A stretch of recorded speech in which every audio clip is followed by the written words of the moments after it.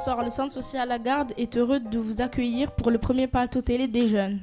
Le groupe de jeunes de 11 à 17 ans a voulu, après de nombreux échanges, réaliser plusieurs reportages vidéo sur le ressentiment des habitants en vue de réaliser un plateau télé. L'idée d'aujourd'hui est d'aborder plusieurs thématiques. En 1, l'insécurité dans notre quartier. En 2, les discriminations à l'emploi. Et ensuite, les atouts du territoire, à travers 3 reportages entrecoupés par des interviews. À la fin, nous échangerons dans un petit débat.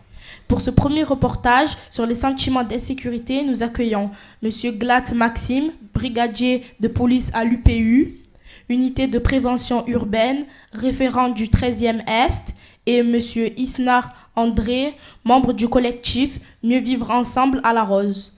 Avant nos échanges, regardons notre premier reportage. Je suis un jeune de la télé participative de la Rose. Je vais vous poser 2 ou 3 questions sur la vie de notre quartier, ce que vous en pensez. Okay. Que pensez-vous de votre quartier? Très bien, je ne vais pas me plaindre. Je suis né dans ce quartier. Là où j'ai pied, il y avait des vaches à l'époque. Alors donc j'ai vu arriver tout, le métro, le clos, toutes les cités qui sont tout autour. Donc je suis pas mal. Alors le quartier en lui-même est très bien, mais je trouve que depuis 5 ou 6 ans, il se dégrade énormément. Je n'y pense que du bien. C'est mon quartier, j'aime y vivre. Je pense que c'est relativement tranquille, mais qu'il y a quand même des problèmes de temps en temps. Moi, j'habite pas exactement ici, mais je dirais qu'ici, je ne me sens pas trop en sécurité, je trouve pas ça très propre. Ressentez-vous une sensation d'insécurité? Non, pas du tout. Non, pas du tout. J'ai jamais eu de soucis, au contraire. Je veux dire, il y a de l'entraide. Si un jeune a un souci, les autres sont là. Donc, pas du tout, aucun sentiment d'insécurité. Ressentez-vous un sentiment d'insécurité quand vous venez ici? Ah ouais, complètement. Non. Moi, je suis de Château-Gombert, donc c'est à côté. Mais bon, je passe souvent à La Rose et c'est pas un quartier très difficile. Moi, je considère pas ça comme un quartier difficile, La Rose.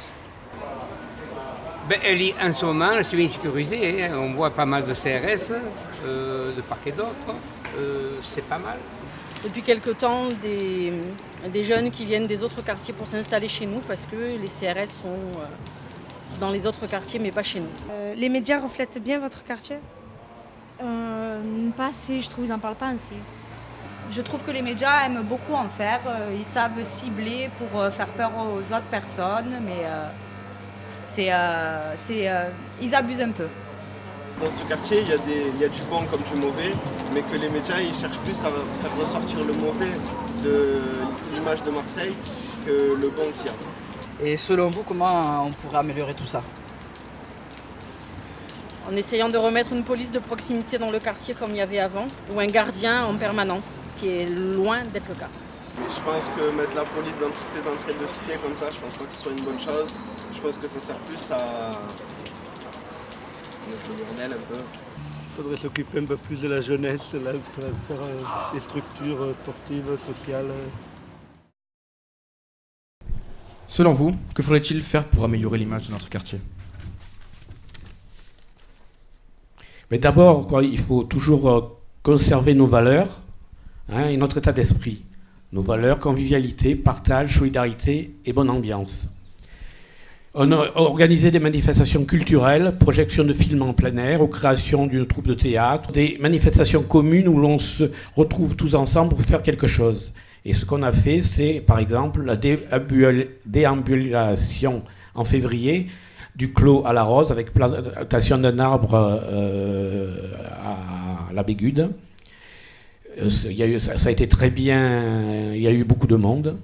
La fête de quartier en mai, je crois, mai ou juin, qui a été très très réussie parce qu'il y a eu beaucoup d'habitants et que tout le monde l'a considéré comme quelque chose de très bien.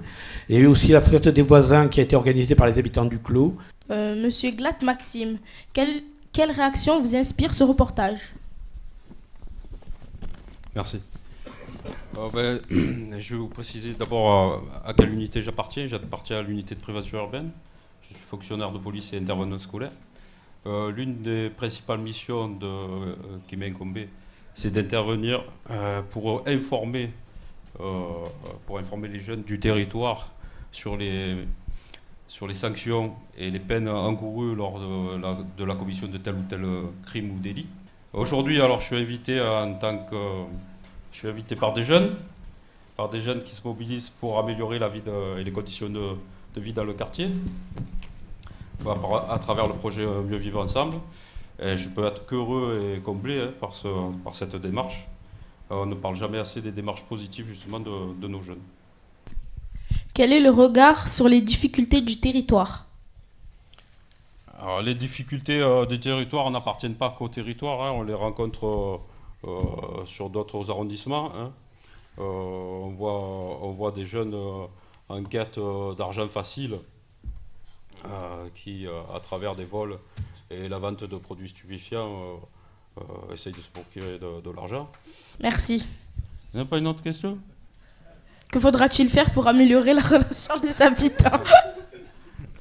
Merci. Pour améliorer la relation habitant-police, c'est un travail de chacun, il faut apprendre à se connaître. Les opérations de police ont du bon pour ça, parce que les habitants voient plus de présence policière et sont habitués maintenant à avoir des policiers dans leur quartier, alors qu'avant, au premier abord, ils avaient l'impression que ce soit un envahisseur. Ils ne le sont plus, hein, et ils sont heureux de les recevoir. On voit même parfois des mamans leur descendre le thé, hein, mes collègues. Il faut apprendre à se connaître tout simplement et travailler d'un commun accord. Merci à vous pour être venus. Nous allons accueillir nos prochains invités pour regarder notre deuxième reportage sur les discriminations à l'emploi.